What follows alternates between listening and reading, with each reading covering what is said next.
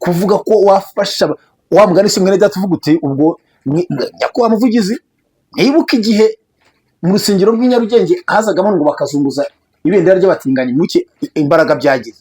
Ubwo rero nimwumva abantu batangiye kuvuga ati wabona ari bari abatinganyi bari baje kuri uko tubaho ngo barenganye mwebwe muramwabahaye icyo bavuga muratuma niba mwarafasha abantu batari muri ADPR bakaza kwiga uko ADPR yamera ibyo ADPR yahindura kandi batazi uko byagiyeho mwari gufata bazi uko byagiyeho. Dufite abantu b'inararibonye bamaze imyaka myinshi mu itorero, abantu bize na teoloji muvuga, abantu bafite umwuka wera w'ukuri. Ntabwo mwari gufata abantu abo bantu se baje kwiga iki kandi batakizi, baje kwiga umuco wa ADPR gute kandi batawuzi. Niyo mpamvu bazababwira ibyo mwakora wenda atari byo, kuko ADPR ntabwo bayizi, ntabwo bazi uko yabaye, ntibazi uko isenga. Ako kantu mfashe dusome no jambo Yuda yavuze abwira Nehemiya.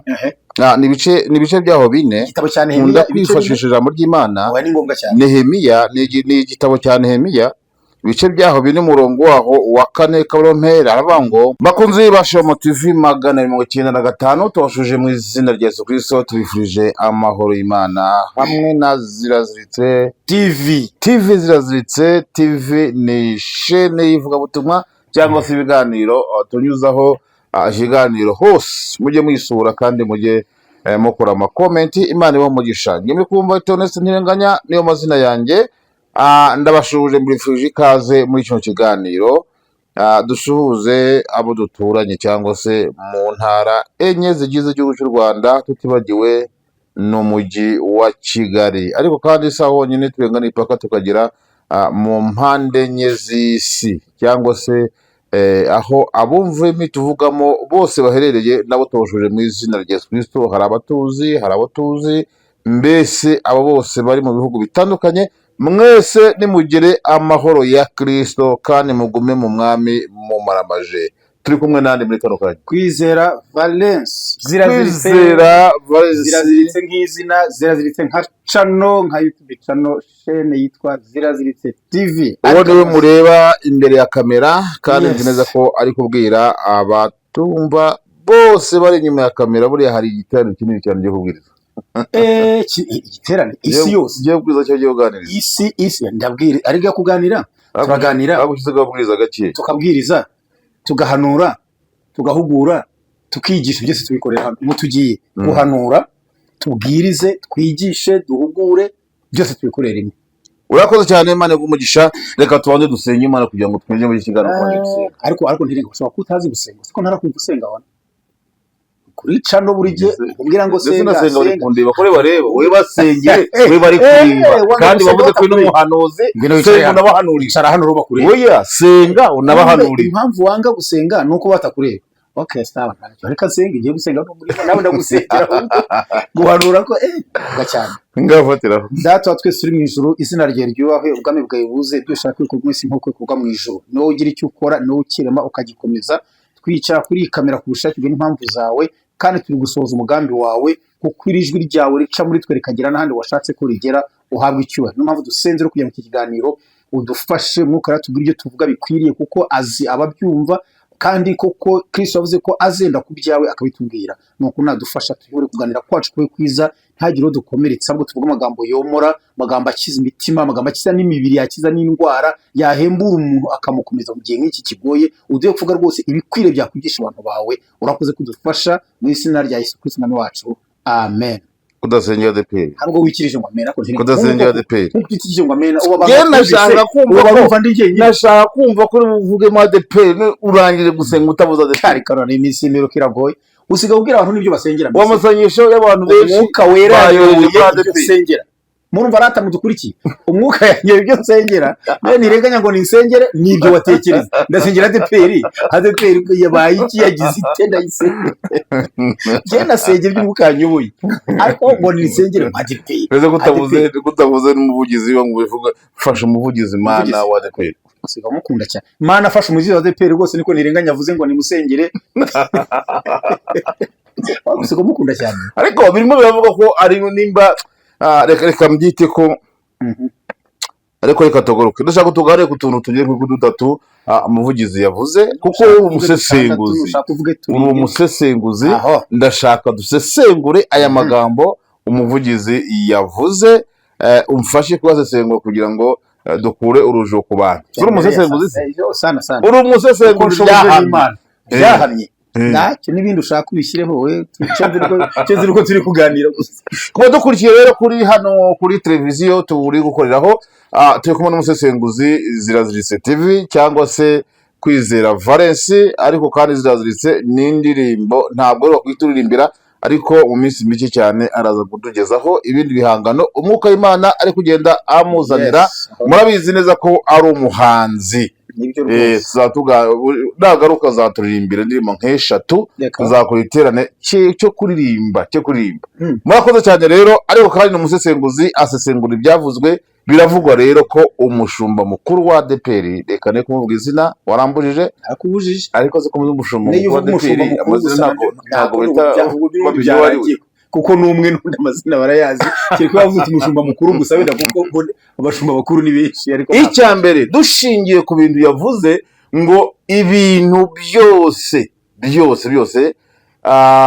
ADEPR cyangwa se itorero rya ADEPR ryaba rigendera mu myaka 85 imaze gushira, kuko ejo bundi ku itariki zingahe ni yubile y'imyaka 85, ngo ibyashingiyeho ngo Yesu adashaka. Tekereza imyaka 80 n'ingahe twigisha abantu, tubwiriza abantu, twihanisha abantu, dutenga abantu, tubasha inyuma y'itorero, abandi basubira kunywa inzoga, abandi basubira mu burayi, abandi basubiza mu muki, ariko aravuga ngo bigomba gusenyuka ibyo bintu ADEPR yagendeyeho imyaka yose. Ntabwo abyeruye, yavuze ngo ibintu byose bya ADEPR imbere ngo nubwo byamaze imyaka myinshi Yesu adashaka bizasenyuka. Urakoze cyane muvandimwe Ntirenganya. Nk'uko tubwira abadukurikira rero, ibiganiro byinshi dukora dukunda kubikora, kandi igihe kinini genda Ntirenganya dukorana ibiganiro kuri aya macano abiri. Hari benshi badukurikira batagira ikiganiro kimwe basimbuka, ni byiza mukomerezaho. Hanyuma nongere vuga aka kantu yaravuze ko nibyo kuko tuganira tugendeye ku byavuzwe. Twe ntabwo duhimba inkuru cyangwa duhimba amakuru yandi. Hari igihe dusoma Bibiliya tukagenda ku byanditswe. Uko tugiye kuganira rero, iryo ni ijambo ryavuzwe, ntabwo tugiye guhimbira uwo nguwo avuze umushumba mukuru. Ariko utazahimba inkuru urabyifuje, utazahimba inkuru twabishobora rwose, birashoboka. Ariko turacyaganira tugendeye ku ibintu byavuzwe rero biri hanze, kandi tuganira tudasesereza, tugana ntawe cyane cyane ko turi abakristo. Ntabwo tuba tugamije gukomeretsa, guhutaza, oya, tugana tugira ngo twigishe, dukuremo amasomo n'ibyadufasha mu buzima bw'ejo hazaza. Kuri uwo murongo rero avuze nibyo kuko iryo jambo ryavuze, ariko gusa kimwe cyo byasaba ko Ntirenganya uriya mugabo keretse yatwemerera akagira ibyo yanariza ku byo yavuze, ngo nubwo byaba bimaze imyaka mirongo yo ntirenga 45, kuko ari ntabwo bimaze imyaka 90 kuko ntayihari, si 46 kuko ntayihari, ubwo ni 85. Ariko ujambo nakubujije ko waje wowe uvuga ngo wakujye umuvugizi n'iki wakosura mu ADEPR. Wambajije icyo warambajije ngo na icyo kiganiro kirahari, waravuze ngo nakuri, ntabwo wavuze ngo niki nahindura, waravuze ngo nakuri. Komeza sengura iyo jambo ijambo yavuze kuri sesengura, ntugire ngo nukuganira nyine turi kuganira. Buriya byasaba ko we kireki yaza kugira ikintu mu Kirundi bitanga kuduma kwa gatoki, yavuze ati nkibi, ariko ntabyo yavuze. Ibintu rero ngo gusa ijambo riteye inkeke ririmo naho yavuze ngo nubwo byemeza imyaka 90, ariko Yesu atabishaka, bidahuye n'ubushake bwaye n'icyo Yesu ashaka. Aho no hari ikibazo.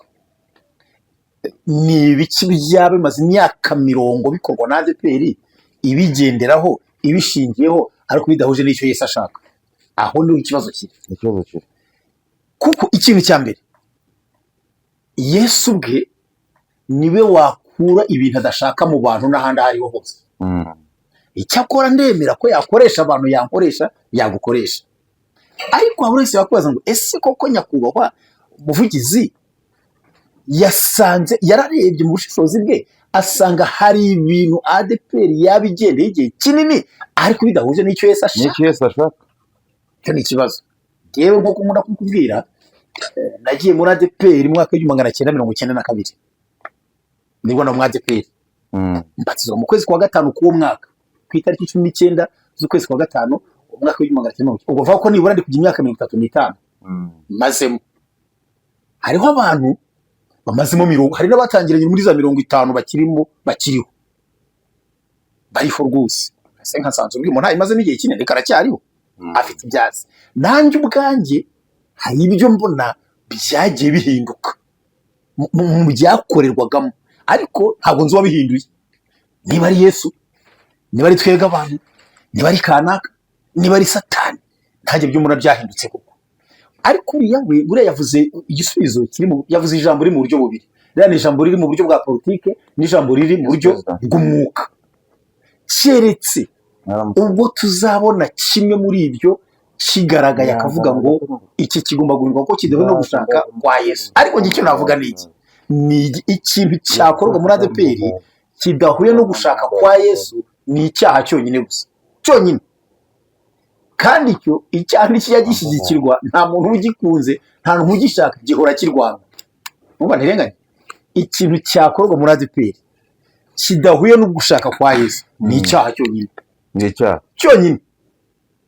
Kandi icyaha ntikigeze gishyigikirwa muri iyo myaka 35 ngiye maze, cyahoze kirwana, cyahoze ari kibi, cyahoze ari uko tutera intebe mu rusengero ntaho bihuriye no gushaka kwa Yesu. Wenda ngo Yesu ashaka ko ziterwara cyangwa hari uko aho Yorodani yubatse, ni utuntu ndi kwifashisha mu bintu nzi tubona, uko twakira abashyitsi, ibyo ntaho bihuriye no gushaka. Kuko nize umushe twarabivuze, mu itoro tugiramo ibikorwa byinshi, imihango yaje mu gihugu byumvikana, tugira imihango mu itora, ariko cyaje muri Yesu y'ukwibye. Niba twavuga ibikorwa, twavuga serivisi nyinshi, kavuze serivisi, yavuze imihango ryari ibintu byinshi byo wavuze.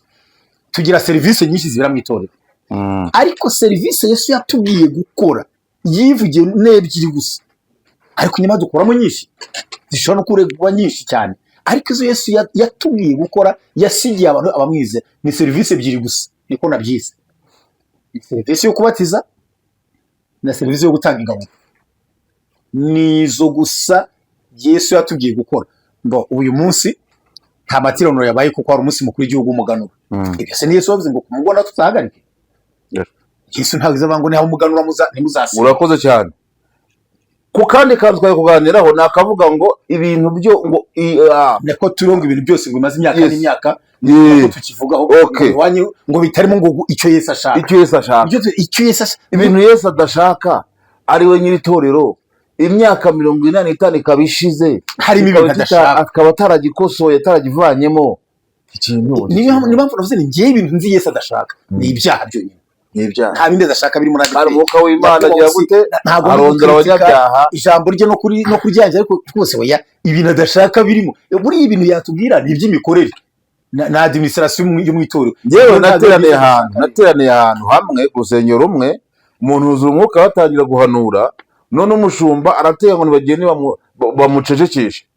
Baragenda baramukomanga yanga guceceka, baramukomanga guceceka, barangije ati ni mu muterure, baramuterura amaguru ajya hejuru, baramwirukankana, bamushyira mu cyumba cy'iyenge baje barakina. Ibyo ni ibintu wabonye uhagaze n'amaso yanjye, hanyuma ndiyo nicaye muri iryo teraniro. Uwo muntu ntabwo je navuga ibintu byinshi, ndavugaho utuntu tubiri. Niba yarari gukoreshwa n'Imana, nubwo umutwe we wacibwaho ari kuvuga kugira ngo bitavugwa ibyo Imana ari kuvuga, yari kuvuga izanabikora. Hari naho tugirana ikibazo n'abantu bafite izo mpano bamwe na bamwe, bavuga niba nawe ari kuvuga iryo jambo uzarihindure, ngo bacishije umwuka w'Imana, ngo babujije abantu guhanura. Oya, ntabwo ari byo. Nta muntu ku isi ucecekesha umwuka w'Imana, ntawe ufite ubwo bushobozi. Nta muntu ubuza umuntu guhanura iyo ahanuzwa n'imbaraga z'Imana. Ntabibaho. Kuvuze ko bamukubise se akaguma kumukomanga, bamukomanze ko ngacicike, ntiyacicika, baramutora bamujyana kivuga. Reka nguhe urugero rumwe rw'ikintu cyabaye, nagaciyemo ariko urakakira neza, ni keza humura. Nzi umuntu, nzi amazina ye, nzi isura ye, nzi aho yari atuye, nzi uwo ari we, yari pastori. Muri Jenoside yakorewe Abatutsi, abantu baho barokotse bampaye amakuru buryo yishwe mu burasirazuba.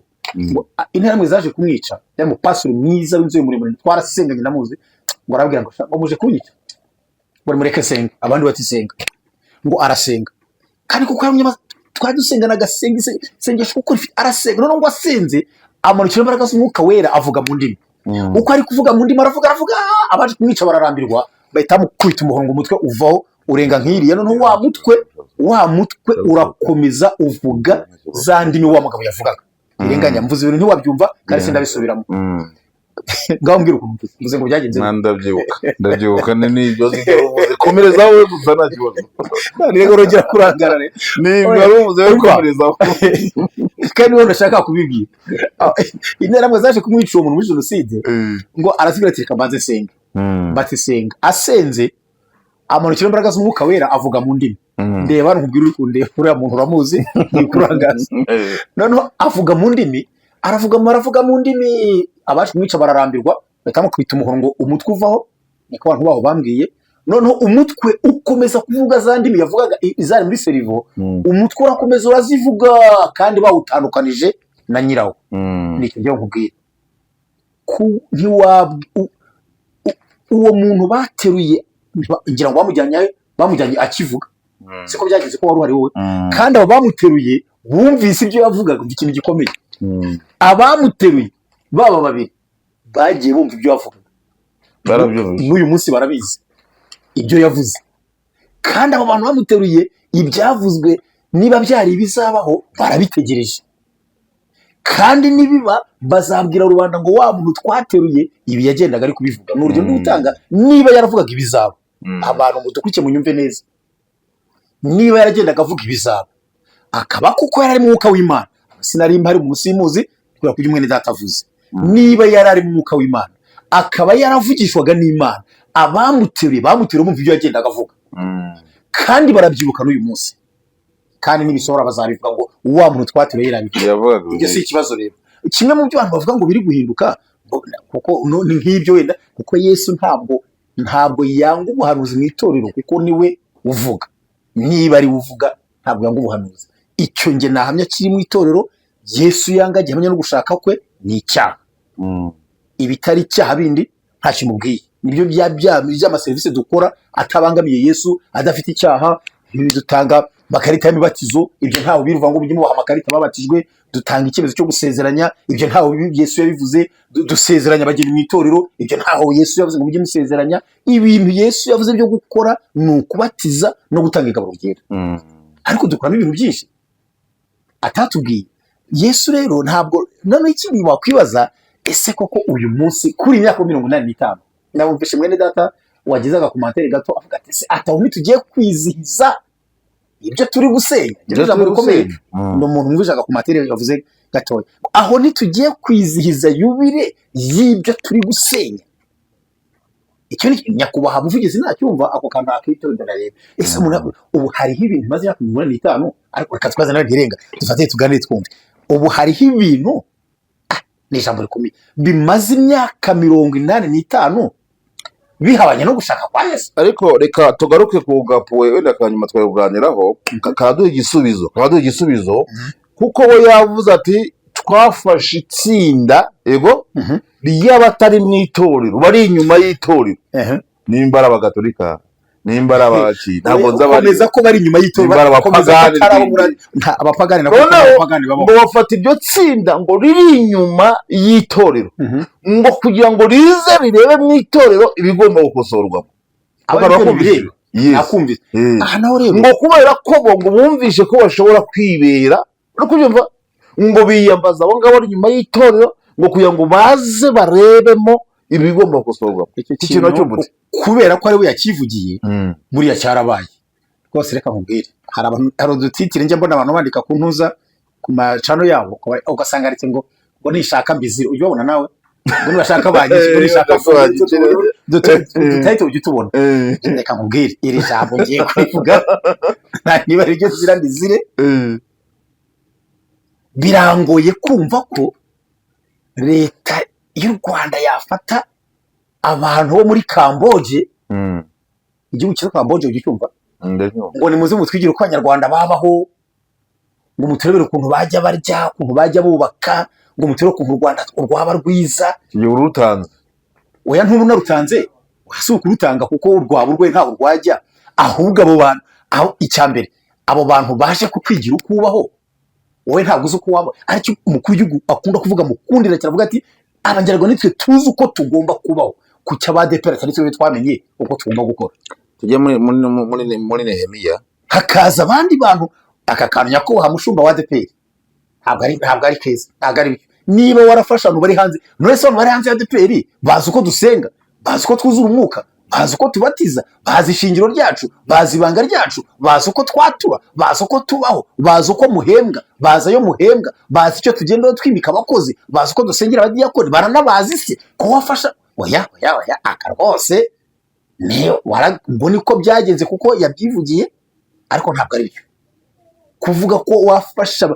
Wa mugani se mwene data uvuga uti ubwo nyakubahwa muvugizi, mwibuka igihe mu rusengero rw'i Nyarugenge hazagamo ngo bakazunguza ibendera ry'abatinganyi, muke imbaraga byagize. Ubu rero nimwumva abantu batangiye kuvuga ati wabona ari bari abatinganyi bari baje kuri uko tubaho, mubarenganye mwebwe muramwabahaye icyo bavuga. Muratuma niba mwarafasha abantu batari muri ADEPR bakaza kwiga uko ADEPR yamera, ibyo ADEPR yahindura kandi batazi uko byagiyeho, mwari gufata bazi uko byagiyeho. Dufite abantu b'inararibonye bamaze imyaka myinshi mu itorero, abantu bize na teoloji muvuga, abantu bafite umwuka wera w'ukuri. Ntabwo mwari gufata abo bantu se baje kwiga iki kandi batakizi, baje kwiga umuco wa ADEPR gute kandi batawuzi. Niyo mpamvu bazababwira ibyo mwakora wenda atari byo, kuko ADEPR ntabwo bayizi, ntabwo bazi uko yabaye, ntibazi uko isenga. Ako kantu mfashe dusome no jambo Yuda yavuze abwira Nehemiya. Ni ibice byaho 4 nkunda kwifashisha ijambo ry'Imana. Nehemiya ni igitabo cya Nehemiya, ibice byaho 4 umurongo waho wa 4 karompera aravuga ngo hanyuma Yuda aravuga ati abikorezi bacitse intege kandi hariho ibishingwe byinshi, nuko ntitukibashije kubaka inkike. Abanzi bacu baravuga bati ntibazamenya, ntibazitegereza kugeza aho tuzabatungurira tukabica, tukabuza umurimo gukorwa. 6 nashaka kuvuga ngo kandi abayuda bari baturanye n'abanzi bacu. Wabyumvise ngo bavaga mu misozi hose, bavaga mu misozi hose bakajya batuburira, ndetse batuburiye ibihe 10 ngo tugaruke aho bari.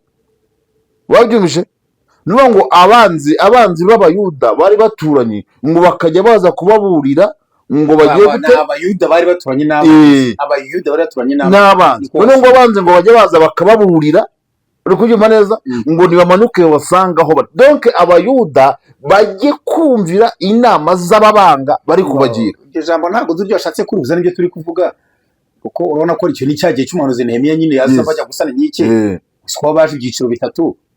Harabarewe na Zerubabeli na Ezra na Nehemiya, ariko twe kutindaho ni gute ADEPR ihamagara abantu mbese ko atasobanuye abantu. Tuvuge kuri icyo ntabwo asobanura naho nta rwako rw'umugaro umubaza ngo bari bande. Kimwe cyo kuba yivugiye ngo twafashe itsinda ry'abantu batari muri ADEPR bari hanze kwivuga ngo ni bande, no si ngombwa. Menya ngo bari abantu batari, aho kibaze ngo mu kanya nabivuze gushaka iryo jambo, abantu batari muri ADEPR baza kwiga ibya ADEPR gute?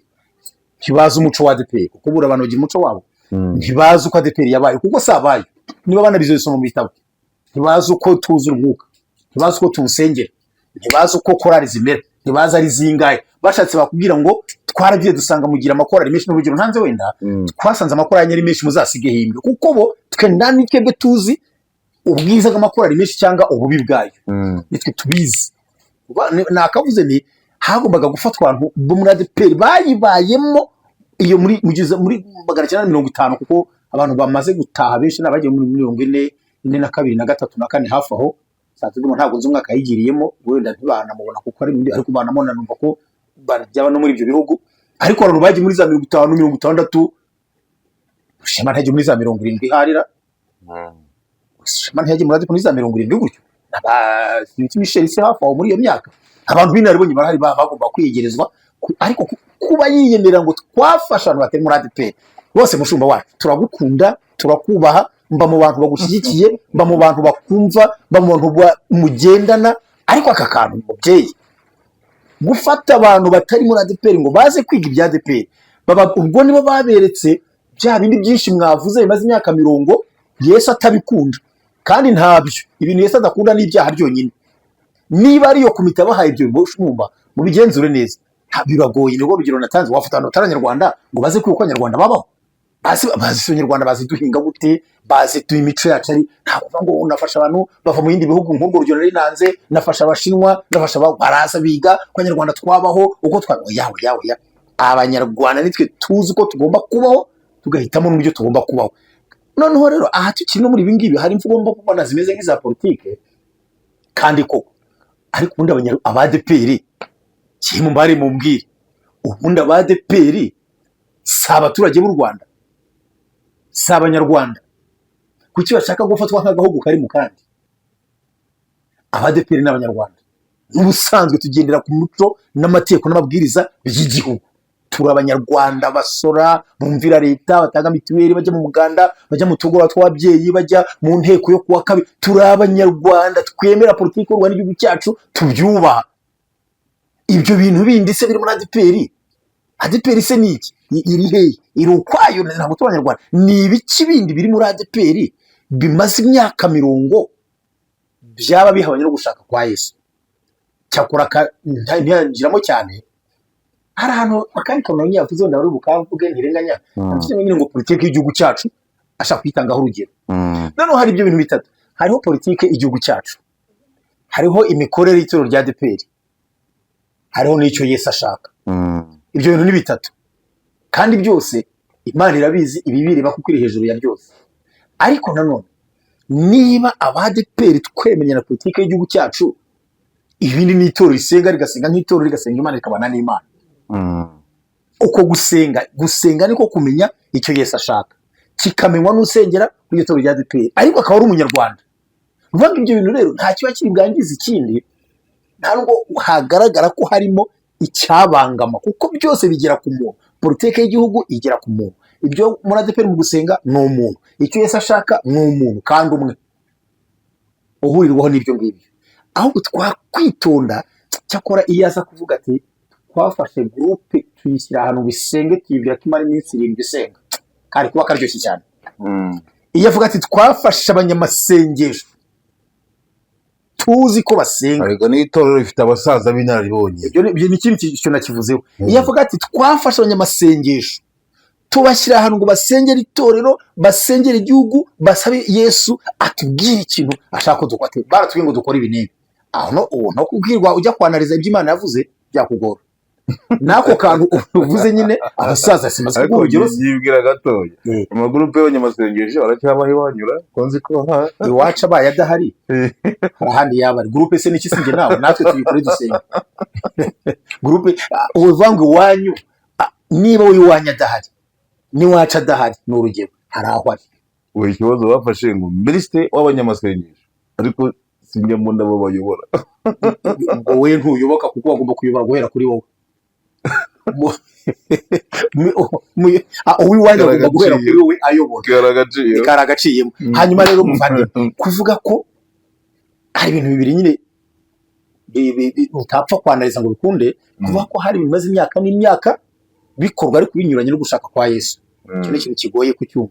Kuvuga ko wafasha abantu bataraba muri ADPR, naje kuvuga akantu usa n'abaraga kamwe telefone ntiwakumva neza. Wisashiye higize kuza abantu b'abazungu bari baje ari abashyitsi, baraho bameze neza mu itorero, ariko biza kugaragara umudamu azunguza idarapo, benshi ko ari ry'abatinganya.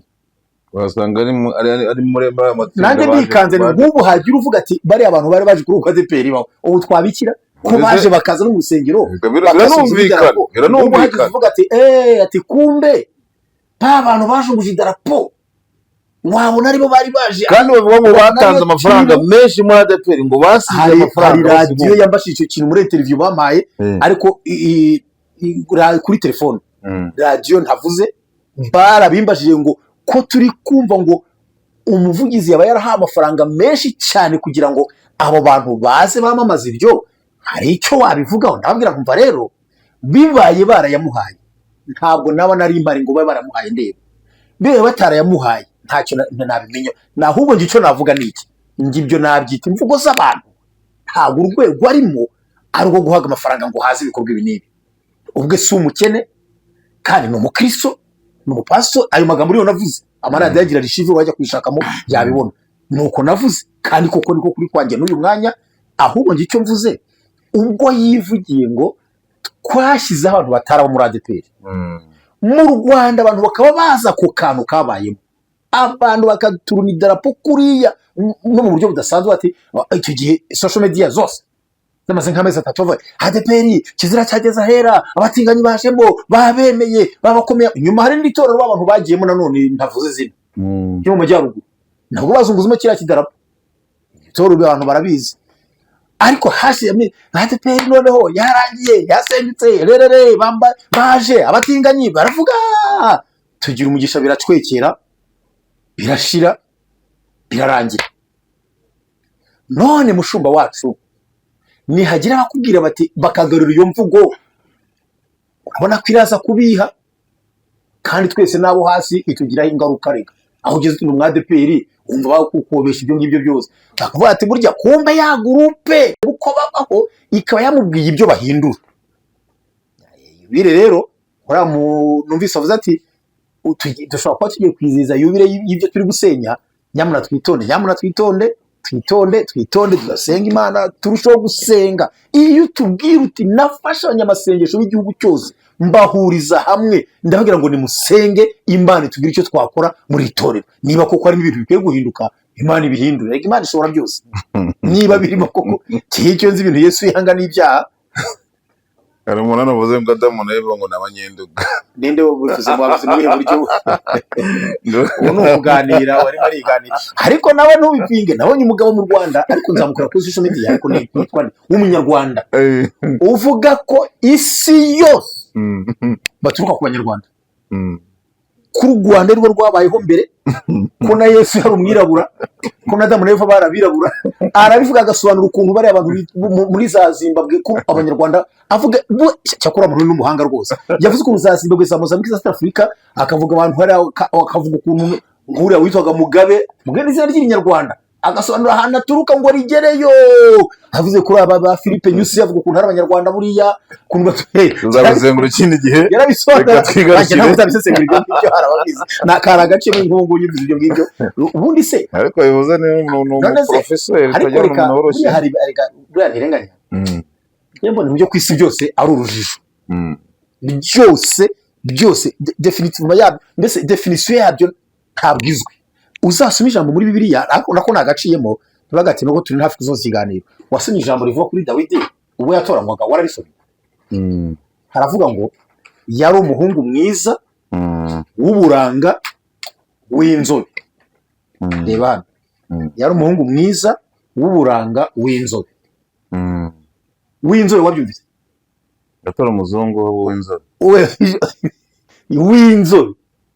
Ubona ura mubyeyi turi hariya. Yanujya mu nese ntagasa nawe uriya n'inzobe. Imisozi yo mu Rwanda se ntiri muri bire hafi yose. Yabanza wumve Dawidi uko yarameze. Ubu we nawe muhagaranye undi avuga ati uriya n'inzobe uyu ni igikara, ariko bose nabirabo. Ubazungu bame inzobe. Kibazo gikomeye.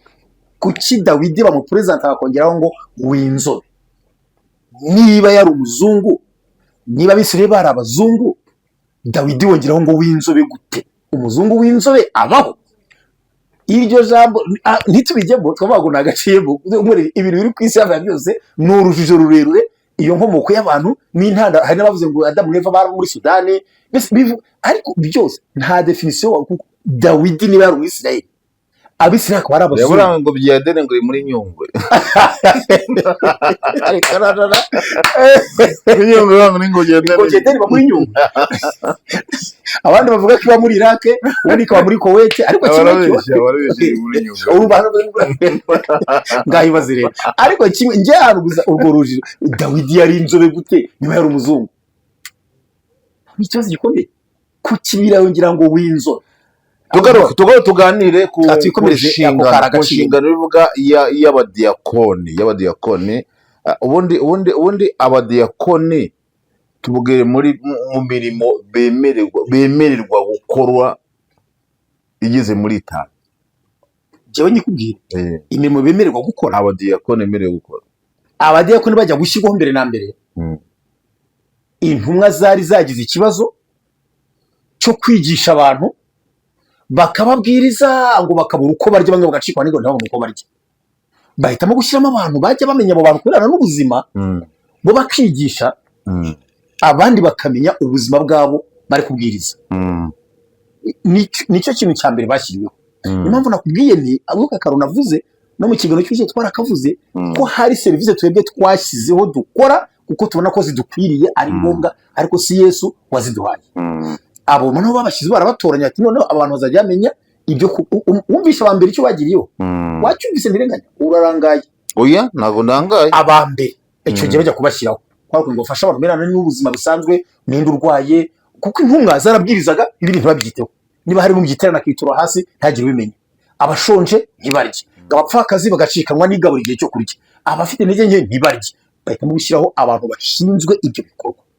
Buriya aho nabyanarije barebaga wenda n'ibintu by'amasuku aho ngaho. None biri uwo mudiyakoni bimuvugaho iki? Ko ari umugabo w'iki? None se izo ni inshingano, ibyo ugiye kujyamo ntabwo ari inshingano. Ibyo biri yivuga ni kondisiyo yabujije kugira ngo atora, ntabwo kondisiyo ari inshingano rero. Ngo kandi urwandiko rwa mbere Pawulo yandikiye Timoteyo ibice 3:8, kandi n'abadiyakoni nabo nuko bakwiriye kuba bitonda, batari interenganya. Ubwo interenganya ni yica abantu bateranya b'amagambo cyangwa bamenyereye vino nyinshi, kandi abasinzi bari aho ngaho bakifuza indamu mbi, ahubwo bakomeza ubwiru. Izi ni kondisiyo zo kumutoranya, ntabwo ari inshingano. Inshingano rero uzihabwa n'ugutoranije. Twebwe twasanze ntabwo abanga umurimi zo kubira ntabwo ivuga ngo bagomba gukora ibi n'ibi. Niyo mpamvu nari nkubwiye abambere icyo bari bagiriyeho. Ubu twiga imbere mu itorero n'uyu munsi bavuga ati ariko ubona ko uretse ubu byahindutse, hacaga n'igihe bagasengera abandi, haca n'igihe bagasengera abandi. Iwacu tumaze kuba hari 140 hari cyangwa 20 gutyo aho njyewe nsengera. Ariko twebwe mu itorero bakora iyo protokoli wari uvuze, nibo bari bayishinzwe, amasuku y'urusengero. Mbese bajyaga imirimo, kwiga inama, gukora inama z'icyateza itorero imbere bakarireba, kwiga inama z'ibindi byakorwa, kwemeza ibyahinduka muri urwo rusengero, ariko ntabwo ari mu itorero rw'igihugu, kuko abadiyakoni bo muri urwo rusengero bamenya ibyarwo, ntabwo biga iby'ahandi. Niyo mpamvu ushobora gusanga imirimo hamwe namwe itandukanye. Ubwo iwanyu nabo babihaye abo ngabo, twibwacu biracyakorwa n'abadiyakoni, umva ko bitandukanye. Ariko mu make inshingano z'abadiyakoni ni umutekano wo mu rusengero n'isuku yo mu rusengero uko twasanze bimeze. Ibyo nabyo na n'ubusiyo nabyo n'ibindi byinshi, mu mutekano n'isuku y'urusengero, izo nshingano zabo. Kuko harimo ibintu byinshi. Iyo uzi umutekano wo mu rusengero n'isuku, no guteka bizazamo, kuba abantu barya niba bibe ngombwa nabyo birazamo, no gushyira amafaranga niba ngombwa kugira ngo bagere kuri ibyo nabyo bizamo. Ntabwo biri rero yizivuga inshingano zabo, ahubwo yavuze kondisiyo baheraho, icyagenderwaho kugira ngo umuntu abe umudiyakoni. Tugare ku musozo w'ikiganiro. Niki twakora n'itorero ryacu? Se reka benshi batanya kuryita idini, bareka kwitwa itorero, ariko iyo utekereje usanga muri biriya harimo ba Yesu bageze kuri 3 nimba atari 4 nimba nibeshye.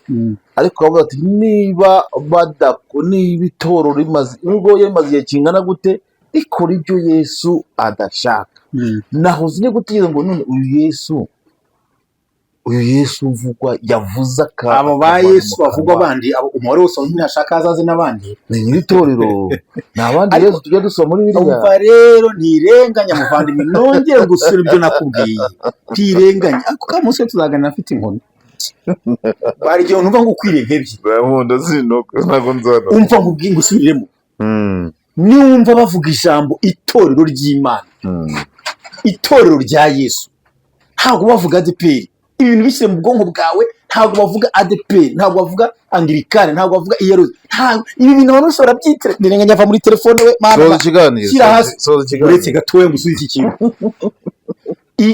Iryo Yesu abereye umuyobozi, iryo Yesu azajyana mu ijuru, ntabwo ari ADEPR, ntabwo ari Iyari, ntabwo ari AEPR, ntabwo ari EPR etc.